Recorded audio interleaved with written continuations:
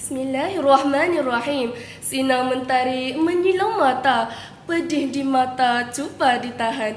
Lafaz bismillah pembuka kata. Assalamualaikum saya ucapkan. Assalamualaikum warahmatullahi wabarakatuh. Salam sejahtera, salam penuh ukhuwah, penuh mahabbah. Alhamdulillah, walhamdulillah, thumma alhamdulillah. Bersyukur kehadirat Allah Subhanahu wa taala kerana dengan izin dan limpah kurnianya dapat kita bertemu dalam pertandingan forum kemahiran amal Islami Kamil peringkat negeri bagi tahun 2022 bersama saya Nur Akila binti Muhammad Fazli Farid, pengerusi forum anda. Hadirin dan hadirat yang dihormati saya sekalian, maudu forum kita pada hari ini ialah kesempurnaan iman dan kepentingan ilmu. Hanya dengan memperkenalkan tajuk kita pada hari ini, jantung saya sudah berdegup kencang menzahirkan keterujan saya untuk memulakan forum. Baiklah, sedikit sebanyak pengenalan dasar berkenaan tajuk kita. Iman dan ilmu adalah dua perkara yang tidak asing lagi dalam kehidupan kita sebagai seorang Muslim maupun Muslimah di muka bumi Allah. Iman di sini ialah beriman kepada Allah, Rasul, malaikat, kitab, hari kiamat serta qada dan qadar. Manakala ilmu pula ialah sebarang pengetahuan. Kesempurnaan iman dan kepentingan ilmu. Mengapa dua frasa ini bertemu pada tajuk kita hari ini? Itu bakal terungkai sebentar saja lagi. Sebelum kita mengupas tajuk kulit demi kulit, seperti mengupas bawang, tidak kira bawang merah maupun bawang besar, moleklah sekiranya kita bertaaruf dahulu dengan barisan panel kita pada forum kali ini. Di sebelah kanan saya, kelihatan kulitnya putih seperti kapas dan halus sebab telur dikupas.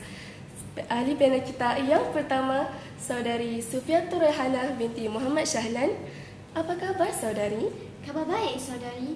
Saudari pula bagaimana? Saya baik-baik sahaja. Seterusnya, dari tadi tidak lekang, tidak lekok senyuman manis di bibirnya. Ahli panel kita yang kedua, Saudari Putri Ayuni binti Solah Adabi. Bagaimana saudari hari ini? Alhamdulillah saudari, saya baik-baik sahaja.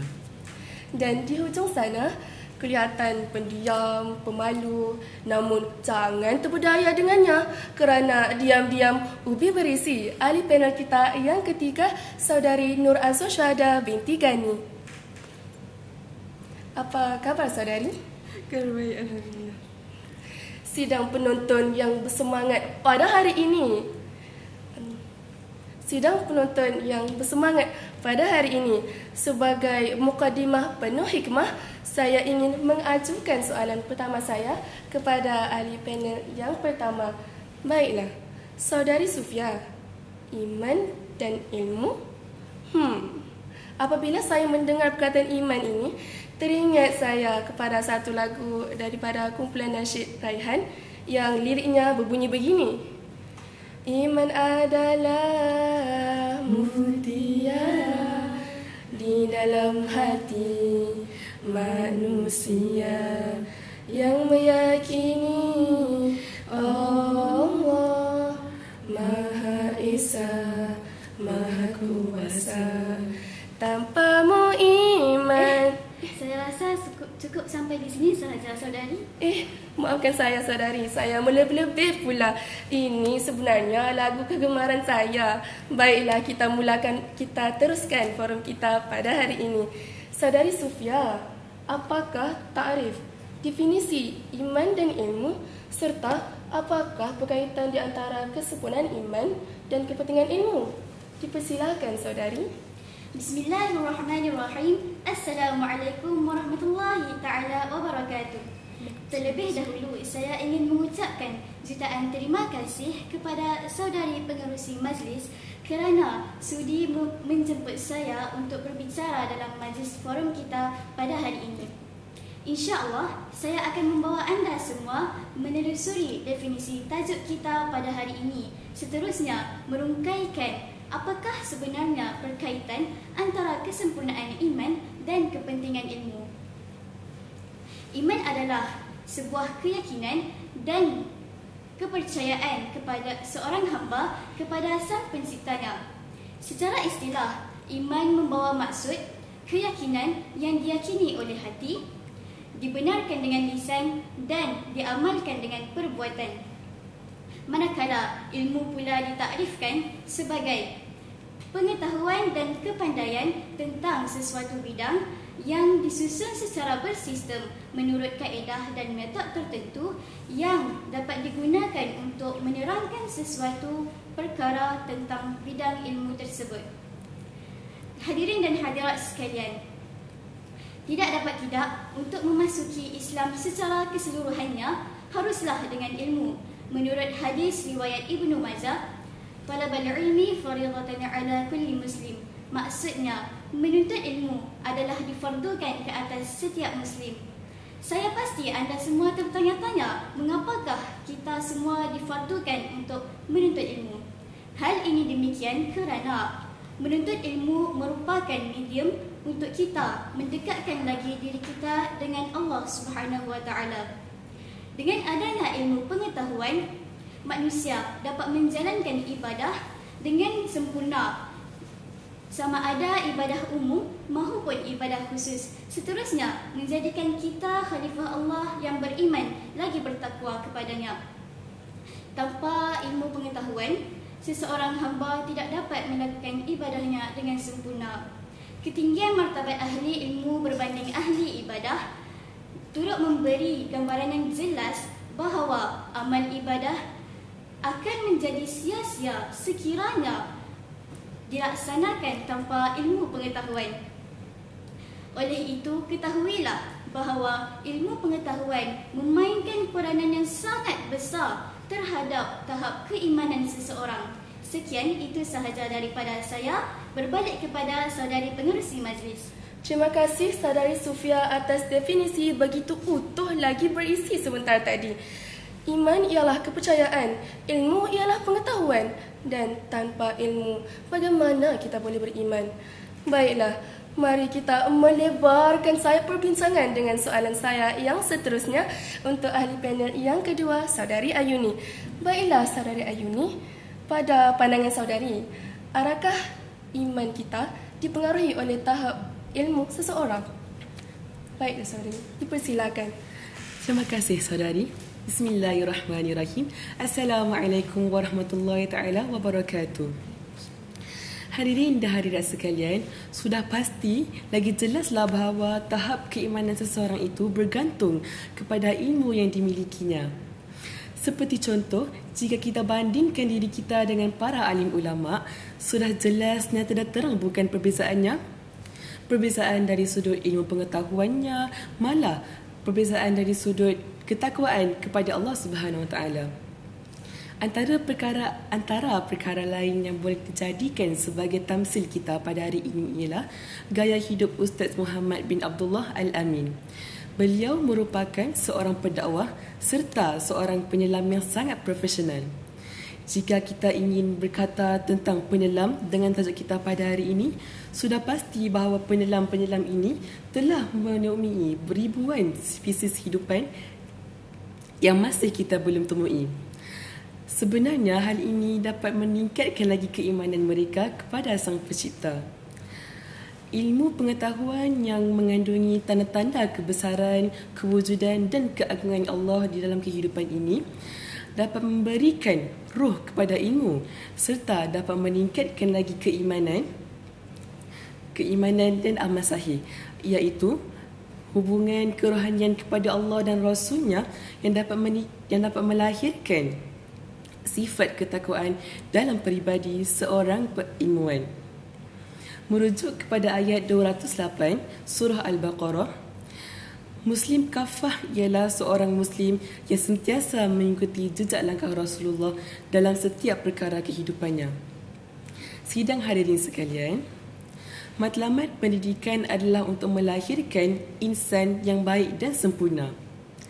Ini bermakna ia memenuhi segala tuntutan-tuntutan rohani dan jasmani secara wajar dan mencukupi. Ilmu pada asalnya lagi tidak pernah bersifat sekular. Sifat ilmu tidak terbatas kepada akal dan panca indera sahaja.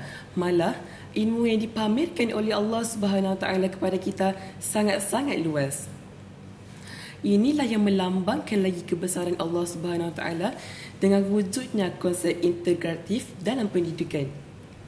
Ia telah memberikan kita peluang untuk mempelajari dan mendalami lagi tanda-tanda kebesaran Allah Subhanahu Wa Taala. Kesimpulannya, ilmu dan amal haruslah selari. Dengan wujudnya ilmu agama dan kehidupan kita, ia akan membawa para Muslim ke jalan kebenaran dan ke jalan menuju iman yang sempurna. Itu sahaja daripada saya. Saya serahkan kembali kepada saudari pengurusi majlis. Terima kasih saudari Ayuni. Cukup bernas dan amat intelektual penjelasan saudari sebentar tadi. Suruh terang lagi bersuluh bahawa tahap keimanan seseorang dipengaruhi oleh ilmunya. Seperti Ustaz Abdullah bin Muhammad Al-Amin sebentar tadi. Oleh kerana ilmunya yang tinggi, tahap keimanannya turut tinggi. Kemudian, seperti yang dikatakan oleh saudari Ayuni juga, tahap keimanan seseorang dipengaruhi oleh ilmunya. Jadi, bagaimanakah jikalau kita hendak mengajak masyarakat untuk menambahkan ilmu pengetahuan? Di sini, ibu bapa dan guru-guru perlulah mengambil peranan penting. Baiklah, saudari Azwa, selaku panel kita yang ketiga, pada perspektif saudari, mengapa kesempurnaan iman dan kepentingan ilmu perlu diterapkan dalam kalangan masyarakat? Dipersilakan saudari. Baik, terima kasih saudari pengerusi atas soalannya. Saya kira cukup bagus dan perlu untuk kita ulas pada hari ini. Hari ini sekalian, Rasulullah SAW sentiasa mengingatkan kita untuk berusaha sedaya upaya dalam menyempurnakan iman, supaya mata hati kita, akal kita dan perasaan kita sentiasa diliputi oleh cahaya kebenaran, sehingga boleh menghindarkan kita daripada perkara-perkara yang dilarang oleh Allah Subhanahu Wa Taala. Sama halnya seperti ilmu. Seperti mana yang telah disebutkan oleh sahabat panel saya yang pertama sebentar tadi, baginda ada bersabda yang maksudnya, menuntut ilmu adalah wajib bagi tiap-tiap orang Islam, lelaki dan perempuan. Jadi pentingnya iman dan ilmu berjalan seiring dalam kehidupan masyarakat kita pada hari ini, bagi melahirkan masyarakat yang bertauliah dan berminda kelas pertama. Sehingga hari ini kita masih lagi menghadapi masalah-masalah gejala sosial yang membelenggu masyarakat kita. Seperti apa? Seperti masalah penyalahgunaan dadah, masalah pembuangan bayi dan merempit. Yang mana masalah-masalah ini merupakan parasit yang membunuh masyarakat kita pada hari ini, sehingga boleh menjadi penyebab kepada masalah-masalah lain. Namun hadirin, masalah-masalah ini atau perkara-perkara ini tidak akan berlaku sekiranya wujud iman dan ilmu dalam diri masyarakat. Kerana apa? Kerana dengan adanya iman dan ilmu, masyarakat kita dapat membezakan antara yang mana yang hak dan yang mana yang batil. Jadi saya kira cukup sampai di sini saja. Kembali kepada pengerusi majlis. Terima kasih saudari Azwa. Sungguh membuka mata, membuka telinga dan membuka minda perspektif saudari itu. Benarlah bahawa kesempurnaan iman dan kepentingan ilmu perlu diterapkan dalam kalangan masyarakat agar dapat melahirkan sebuah masyarakat yang mantap agama untuk akhiratnya di samping mantap ilmu untuk dunianya. Para hadirin yang dihormati Allah, yang dirahmati Allah sekalian, setelah mendengar kalam ketiga-tiga panel kita pada hari ini, marilah kita sama-sama berdoa semoga kita tergolong dalam kalangan orang yang sentiasa ditambahkan ilmunya, mempunyai fahaman para nabi, ilmu hafazan para rasul, mempunyai ilham para ulama, ilham para malaikat, dan memperoleh keafiatan daripada Allah Subhanahu Wa Taala. Seterusnya mendapat kejayaan hidup di dunia dan di akhirat. Amin, amin ya rabbal alamin. Kalau ada sumur di ladang, Boleh kita numpang mandi.